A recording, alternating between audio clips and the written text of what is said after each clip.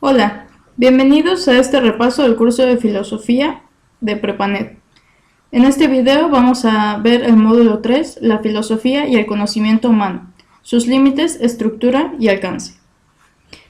Hasta ahora hemos visto los inicios de la filosofía en los módulos anteriores. Hemos visto cómo evoluciona la filosofía junto con el pensamiento humano.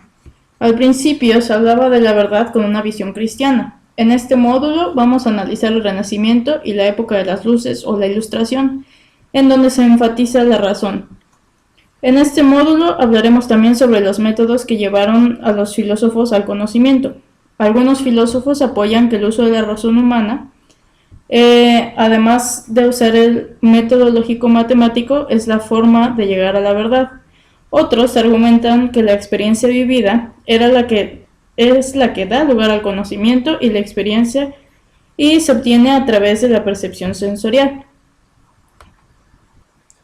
Ya hemos visto cómo los filósofos discuten la forma correcta para validar el conocimiento y cómo podemos conocer la verdad del mundo que nos rodea.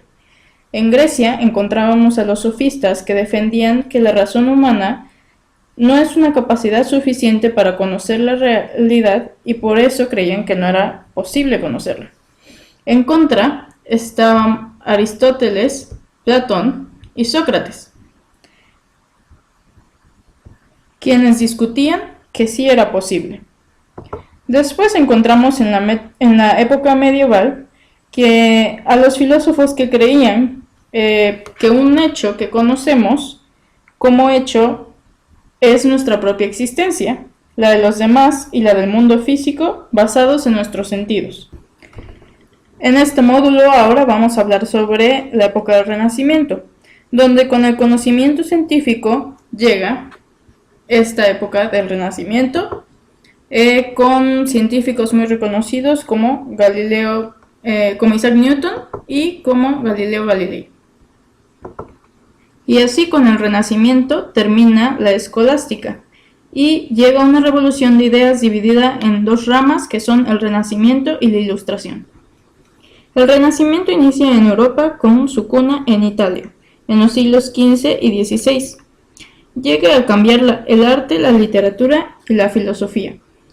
Anteriormente, en la Edad Media, se creía en el teocentrismo, es decir, que la filosofía estaba basada en Dios y Dios era el centro de todas las ideas y del conocimiento. Por lo tanto, de ahí provenía la verdad. En el Renacimiento inicia el antropocentrismo, donde el hombre era el centro del conocimiento y las ideas. En el Renacimiento se desarrollan tres áreas principalmente. La visión del hombre, donde nace el humanismo, que rescata las obras griegas, y la razón humana valora el trabajo intelectual y analítico. Sus principales representantes fueron Santo Tomás Moro y Erasmo de Róterdam. En el área de la política encontramos a Nicolás Maquiavelo, que escribe El Príncipe y empieza a cuestionar la forma de gobierno que en ese entonces era una monarquía. El otra área que cambia el Renacimiento es la forma de ver el mundo.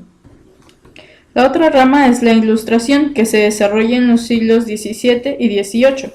También es conocida como el siglo de las luces. Combate las ideas medievales que hasta entonces estaban presentes y se llamaban oscurantismo, por eso el conocimiento de esta parte como el siglo de las luces. Y cambia la forma en la que el hombre concibe la autoridad, el Estado y la unidad nacional. Se desarrollan tres corrientes del pensamiento principales: el racionalismo, el empirismo y la crítica de la razón pura. En el racionalismo tenemos a René Descartes, un filósofo de Francia y cuya frase más famosa es pienso, luego existo. Esta frase representa todo lo que él argumentaba, que era dudar de todo, luego lo que significaba que pensabas, y si pensabas significaba que existías. Dudar de todo era necesario porque la percepción de nuestros sentidos nos engañan. Este padre de la filosofía moderna argumentaba que en el mundo existen dos sustancias, la materia y el espíritu. Descartes fundamenta la validez del conocimiento en el análisis del pensamiento interior. Un ejemplo es la existencia de Dios. Dios existe porque su esencia es existir, por lo tanto, existe. Descartes dio paso a la corriente del racionalismo con expositores como Baruch de Spinoza, un filósofo holandés, y solo que él creía que en lugar de dos sustancias solo había uno. Esta sustancia era Dios, que era el universo y la naturaleza. Después lo condenaron de hereje. El otro era Gottfried Wilhelm Leibniz, y él creía que las verdades de la razón y derecho son proposiciones analíticas que son basadas en la lógica y matemáticas, las cuales basta con comprender el significado de sus términos para saber si son verdad, y si se niegan, significa que son una contradicción.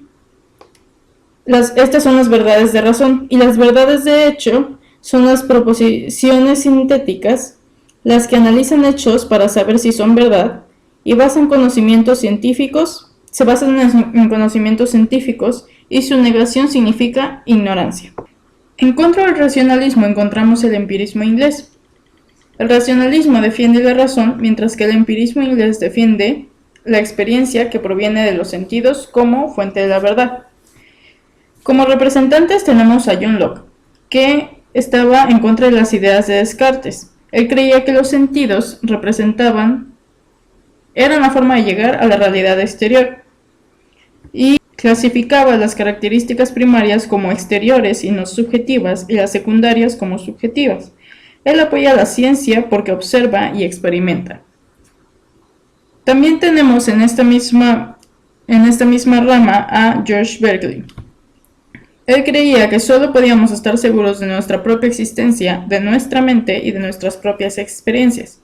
Creía que existir es percibir, y no podemos demostrar la existencia de nada más allá de nosotros.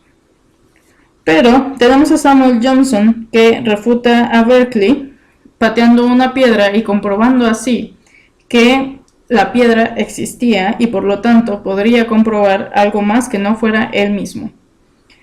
También tenemos en el empirismo a David Hume, que creía que el conocimiento era experiencia, y el entendimiento viene de tres fuentes principales: la semejanza, proximidad y causa y efecto.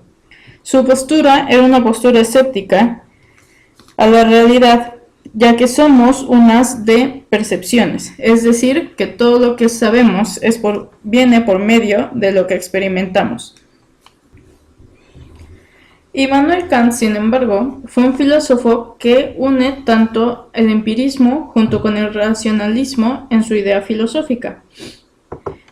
El empirismo lo defiende porque está de acuerdo con que el mundo es el objeto de estudio, y la experiencia proviene de nuestros sentidos, pero le imponemos ciertas formas y categorías de nuestra mente. Kant creía que la obligación de actuar es por un orden moral. Además de los juicios analíticos y sintéticos que se establecen, también Kant cree que existen los juicios a priori sintéticos, los cuales proceden de la experiencia y participan de la necesidad de los analíticos. Todos los juicios se dan en nuestra mente. La sede del conocimiento está en las formas y categorías de nuestra mente. Kant se plantea el problema de la moralidad y afirma que no se debe obrar por razones ajenas a ello, como la propia conveniencia o la conveniencia de la sociedad. Obra moralmente aquel que actúa por respeto a la ley. Así Kant defendía que se debe de actuar de forma que nuestro comportamiento se pueda considerar como moral. A esto se le considera el imperativo categórico. Y también establece que un acto puede ser bueno, que no hay que realizar un acto por ser bueno, más bien, sino que el acto es bueno porque debe hacerse. Es así como el kantianismo justifica la existencia de Dios, que se deriva de la moral, pues lo exige el imperativo categórico. Así terminamos el repaso del módulo 3. Se despide su tutora Cristel López y les deseo mucho éxito en su examen.